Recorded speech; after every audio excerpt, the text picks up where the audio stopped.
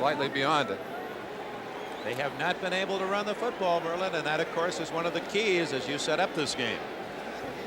Well, we must give the credit for that to a very aggressive Oakland defense. It's interesting as we're in the fourth quarter now that only one team has been held without a touchdown in Super Bowl play.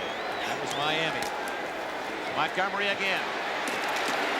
He's going to be short. That's the 3-yard line. Burgess Owens and Matt Millen made the tackle, and that's an interesting combination. Owens let go by the New York Jets. He was their player rep, and they dealt him off for a late-round draft pick. And Millen, a defensive lineman who was drafted, a rookie, and has started every game. Offside, however, against the Raiders, and that'll be a big penalty break for Philadelphia.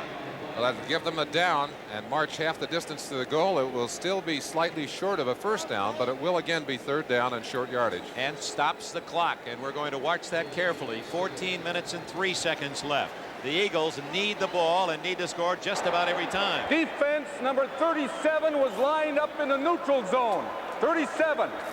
You talk about playing your man tight. Lester Hayes was the man offside. So Lester's inside. He's on the other side of the line to bump and run him. Look at that stick him. He's got it everywhere. Helmet, the back of his pants, his ankles. Quarterbacks love him. They get that ball back. It sticks to their hand. Back up and down. Third and less than a yard at the 2.5. Montgomery shifting.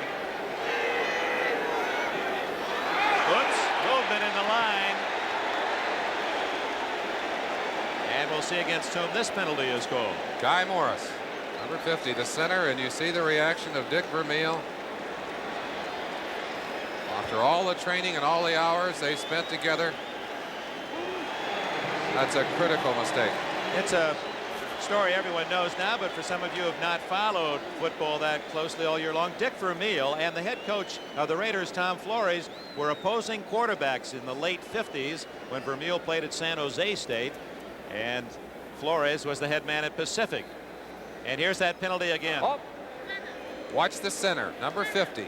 It's the now that's pretty hard to go off sides as a center, but he saw the man moving forward in the line, tried to get the jump on it. Jaworski, I think, sensed the potential offsides and withheld the count. Millen caused that penalty by his movement toward Morris. So now we're back at third down and call it 5.5. Ball at the 7-yard line.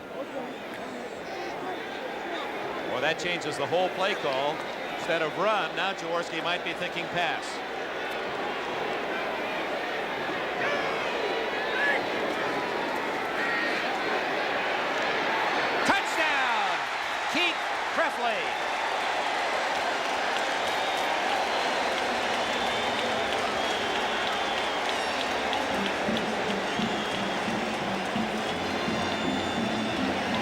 Crefley from Iowa State has the Eagles' first touchdown.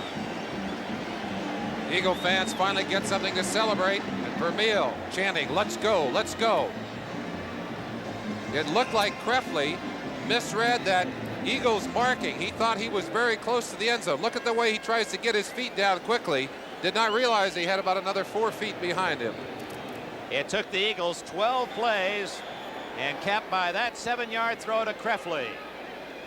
5.5 minutes for the Eagles to score. They have to be a bit quicker than that. 24-9 as the Raiders call timeout. And we'll mark that in our memory bank to see if that becomes a factor later this game. Tom Flores quizzical about the reason for that timeout. Maybe too many men on the field.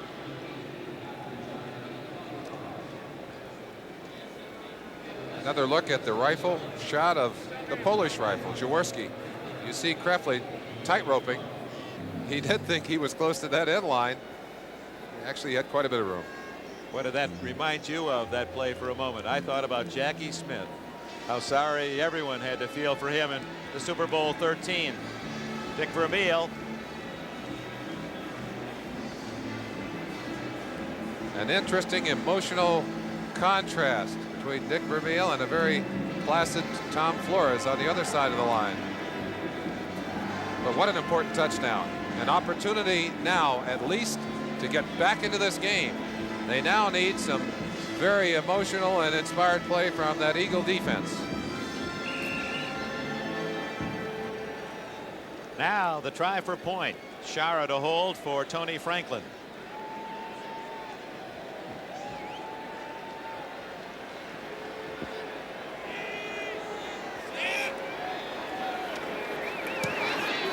And again, for those who don't mean to be condescending at all, but some may be wondering, doesn't that hurt his foot? He doesn't kick with his toes. He kicks with the top of his foot.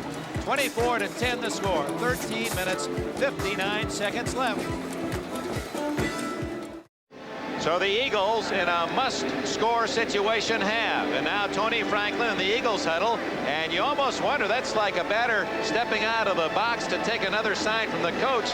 You may have seen a new sign. Does that indicate the Eagles might try an onside kick? Oh, I think they called it off. Oakland up to take the onside, and I think the signal came in to kick it away, Dick. You're right. The Raiders were up on the 45-yard line. Ira Matthews. He's trapped at the 11-yard line. So the Eagles have stopped Oakland's return deep in their own end. Louis Giamona in on the tackle again. Chalk up another for Woodstock.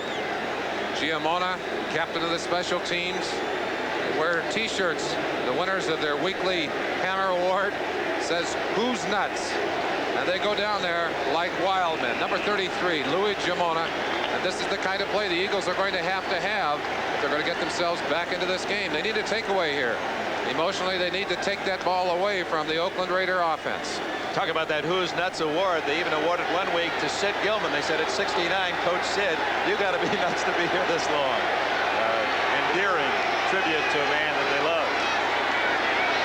Van Egan, remember what the Raiders did 2 weeks ago in San Diego when the Chargers challenged? The Raiders had 2 long 5-minute-plus drives, and Van Egan was the key there. That's what they're trying to do, kill the clock. There's 13.5 minutes left.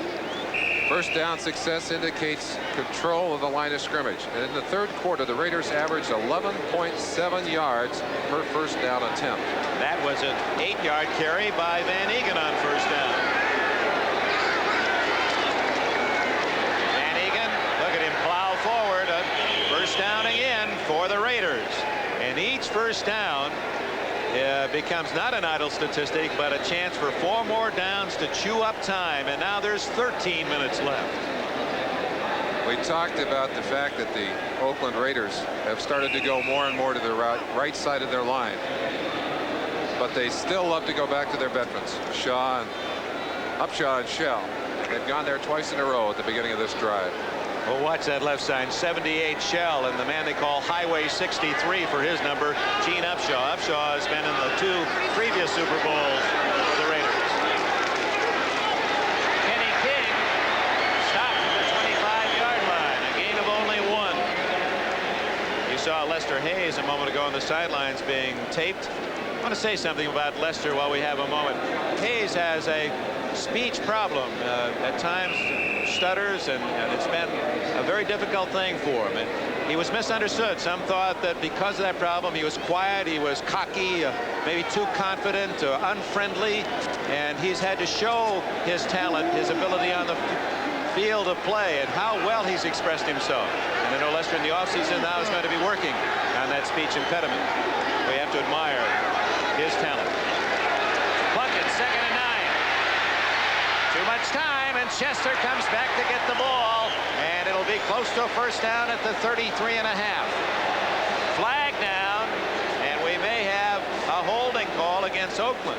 No, maybe it's a personal foul against the Eagles. Claude Humphrey picked up the flag and threw it back at the official. That's not a very smart thing to do. Defense number 87 roughing the passer. Crazy, man. You saw Humphrey's rebuttal or heard it. You're crazy, man. That's something else he should be careful of. That second 15.